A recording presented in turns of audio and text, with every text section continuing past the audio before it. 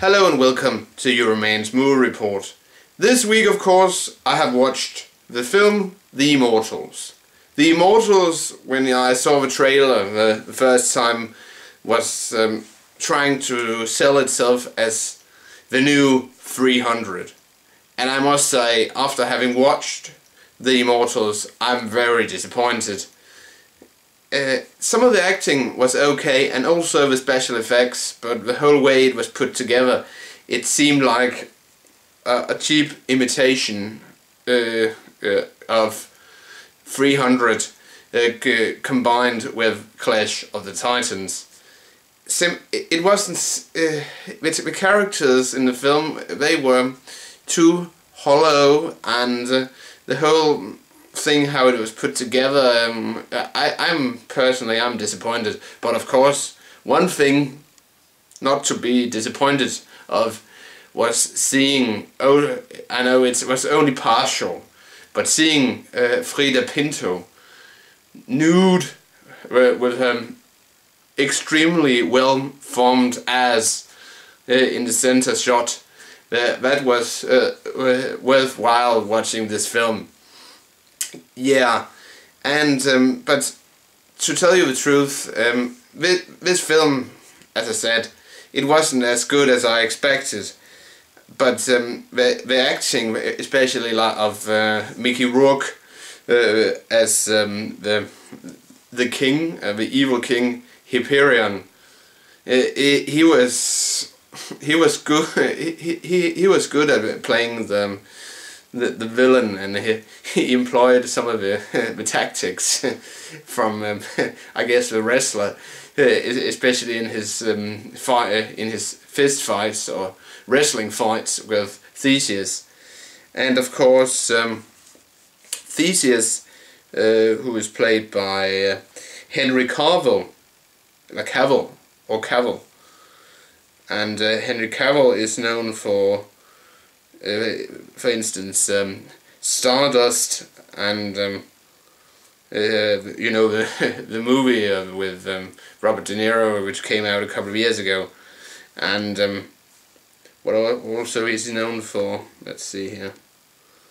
Not that very much. He has been in all these movies which aren't that known, but of course he's gonna start. The interesting thing about Henry Cavill is that he of course is gonna be Superman in 2013. So I guess we're going to see more of this guy.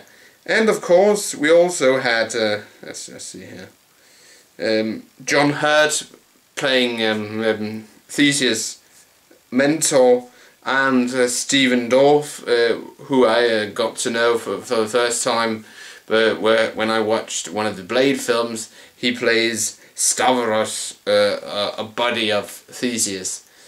And generally the story in The Immortals, it goes like this. King Hyperion wants to take over the known world. And to do this, he needs some sort of special bow, which was lost during the war between the Immortals, the gods, Greek gods, and some sort of vampire zombie things called the Titans. And we're told in the trailer that the Immortals, who became the gods Zeus, Poseidon, Athena, who we get to see in this film as well. More about them later. They imprison these monster beings in a mountain, and in some sort of special cage, and the only way they can ever be released is with this special bow, the bow of Eldron, and this is a magic bow. You see it in the trailer where Theseus, he fires it, and it has an infinite number of virtual arrows. And yeah, and King Hyperion, who is we never get to his real motivation. Is never really clear. He wants to, and here's a spoiler, so I'm sorry. He wants to take on over the world and release some evil godlike beings on the earth because to punish the gods because Hyperion's children and wife died of some illness. That seems a bit stupid. The plot in 300 was much better than this. Also in the plot of Clash of the Titans was much better than this.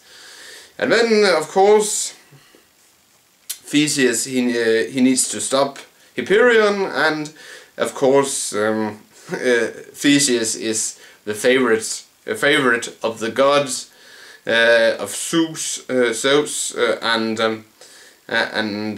all the other gods. And speaking of the gods, I don't know why they the costumes they made the people who played Zeus and Athena and Poseidon wear they looked like something out of the Village People. The costumes, they seem so silly, and their costumes is what summed up this movie. It was utterly, totally ridiculous. All these crotch shots with male castration and when some of the male actors they fought, they have the camera, it filmed between their legs. You didn't get to see didn't see anything, of course, but I felt it was a bit too much in my opinion. So I don't know if the cinematographer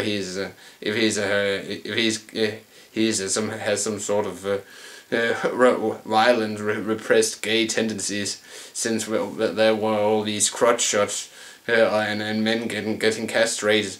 I don't know, but that was a bit too much for me, of course, watching this. And of course, speaking about castration, there's this traitor from and here's another spoiler, from the village of where Theseus he lives with his mother, and again, to me, Theseus' relationship with his mother, it seems a bit creepy that this buff male he lives with his mother, and the way he looks at her, that seemed a bit creepy in my opinion. But enough about that. And of course, talking about the traitor he wants to join Hyperion's legion, and before doing so, Hyperion he has this bodyguard who wears this bull's head formed helmet covered with razor wire, and Hyperion makes his bodyguard castrate the traitor with a giant hammer.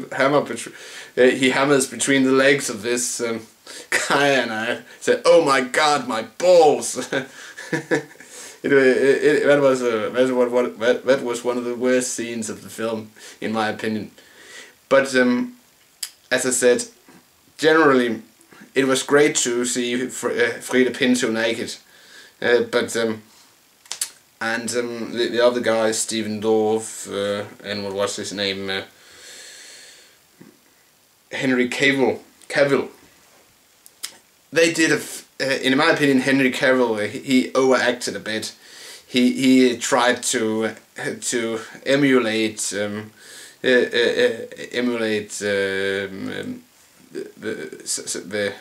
way of they acted in Gerard Butler's act.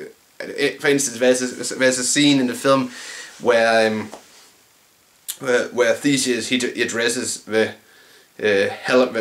Hellenian troops, and I'm pretty sure of that it was meant to resemble the speech that King Leonidas